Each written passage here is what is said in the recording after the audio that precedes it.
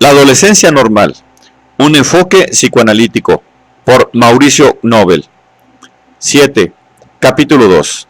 El síndrome normal de la adolescencia. 5. La desubicación temporal. El pensamiento del adolescente, frente a lo temporal como a lo espacial, adquiere características muy especiales. He desarrollado ampliamente este tema en otro trabajo y mencionaré aquí algunas de mis observaciones y conclusiones. Desde el punto de vista de la conducta observable, es posible que el adolescente vive con una cierta desubicación temporal. Convierte el tiempo en presente y activo, como un intento de manejarlo. En cuanto a su expresión de conducta, el adolescente parecería vivir en un proceso primario con respecto a lo temporal. Las urgencias son enormes y a veces las postergaciones son aparentemente irracionales. Observamos aquí esas conductas que desconciertan al adulto. El padre que recrimina a su hijo que estudie porque tiene un examen inmediato, se encuentra desconcertado frente a la respuesta del adolescente. Pero sí tengo tiempo, si el examen es recién mañana. Es el caso igualmente desconcertante para los adultos, de la joven adolescente que llora angustiada frente a su padre, quejándose de la actitud desconsiderada de la madre que no contempla sus necesidades inmediatas, de tener ese vestido nuevo para su próximo baile.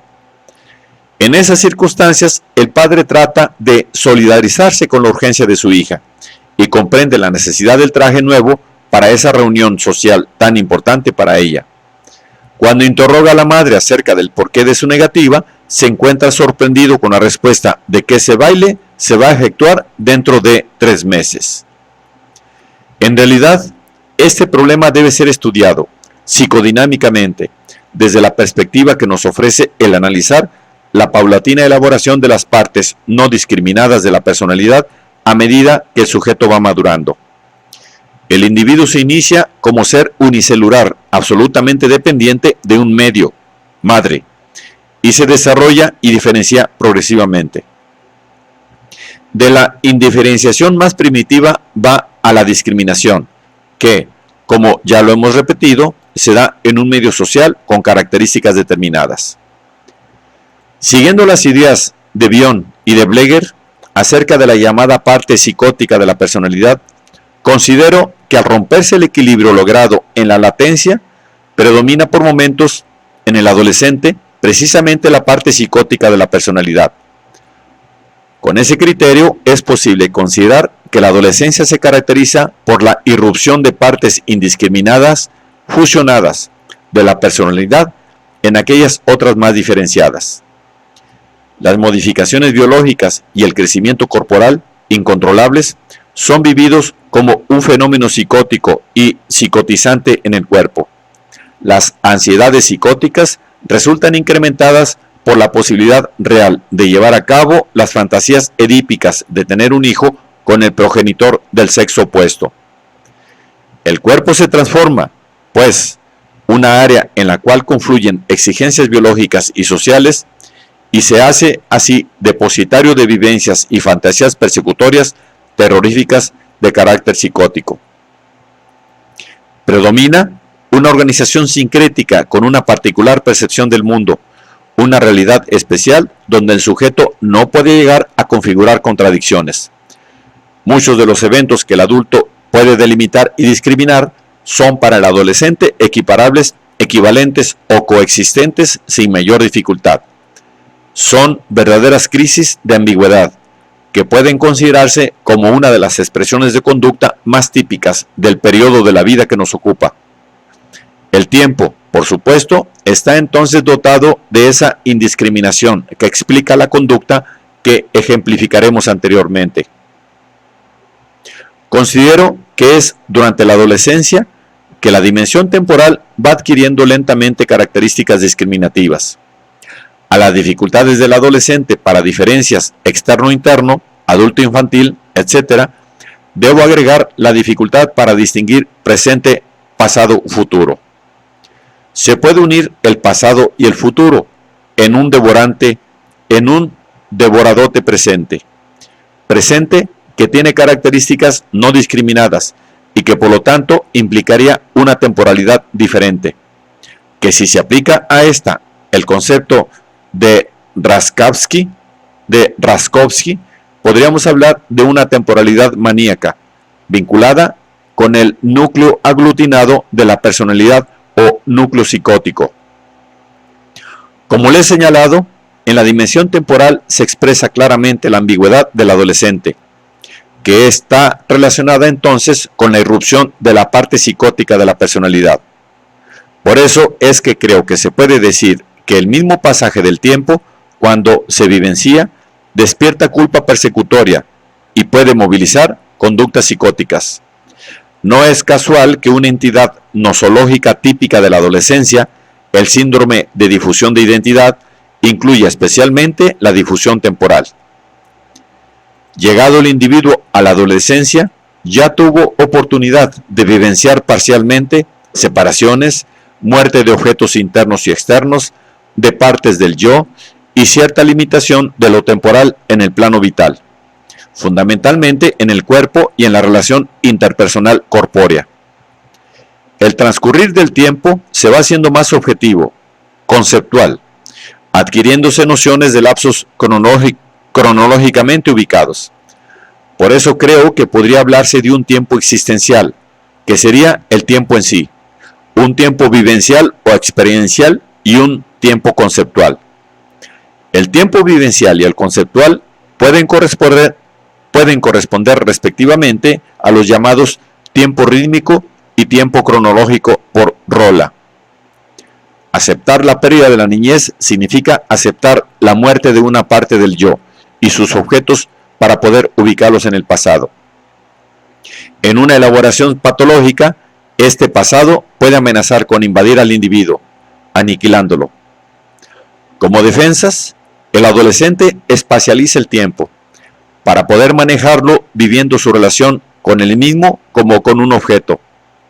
Con este tiempo, espacio-objeto, puede manejarse en forma fóbica u obsesiva, convirtiendo las situaciones psicóticas en neuróticas o psicopáticas.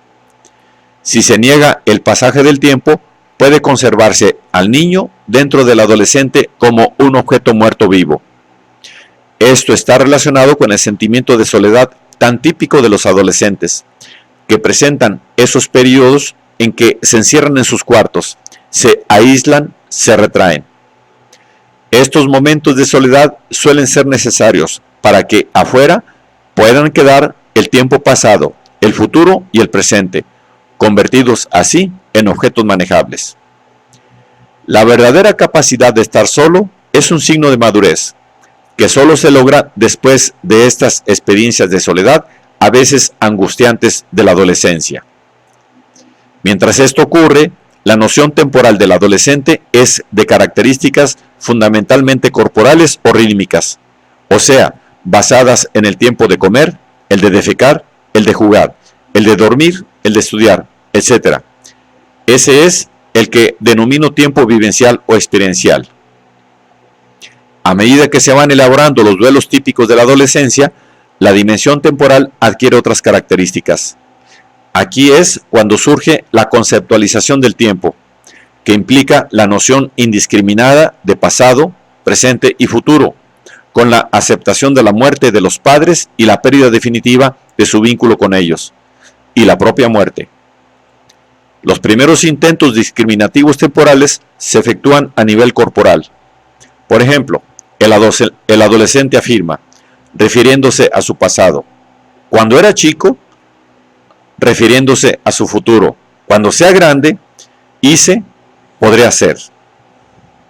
En los momentos de autismo y de paralización, así como de algunos de los de actuación, el adolescente tiende a hacer una regresión hacia etapas previas a la discriminación y aceptación temporal.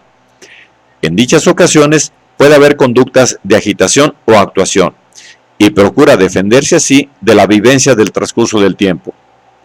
Mantenerse únicamente en el tiempo experiencial es una forma de intentar paralizar el tiempo y los cambios, de negar una perspectiva presente y un pasado y un futuro. Si en el pasado del adolescente hubo una evolución y experiencias positivas, incorporando objetos buenos, la integración y la discriminación temporal se verán facilitadas y el futuro contendrá la identificación proyectiva de un pasado gratificante. El adolescente tendrá entonces conductas más depresivas, menos ambiguas cada vez. De esta manera, considero que la percepción y la discriminación de lo temporal sería una de las tareas más importantes de la adolescencia, vinculada con la elaboración de los duelos típicos de esa edad. Esto es lo que considero permite salir de la modalidad de relación narcisista del adolescente y de la ambigüedad que caracterizan su conducta. Cuando éste puede reconocer un pasado y formular proyectos de futuro, con capacidad de espera y elaboración en el presente, supera gran parte de la problemática de la adolescencia. Es por ello que concuerdo con Mom cuando señala que en todo análisis hay que prestar especial atención a la búsqueda del tiempo, ya que la disociación y la distancia son elementos que existen en función de la anulación del tiempo. Dice este autor que el tiempo une, integra en una unidad, condiciona una relación objetal con un objeto único. Es decir, el poder conceptuar el tiempo, vivenciarlo como nexo de unión, es lo esencial, subyacente a la integración de la identidad. De ahí que considere que la búsqueda de la identidad adulta del adolescente esté estrechamente vinculada con su capacidad de conceptuar el tiempo.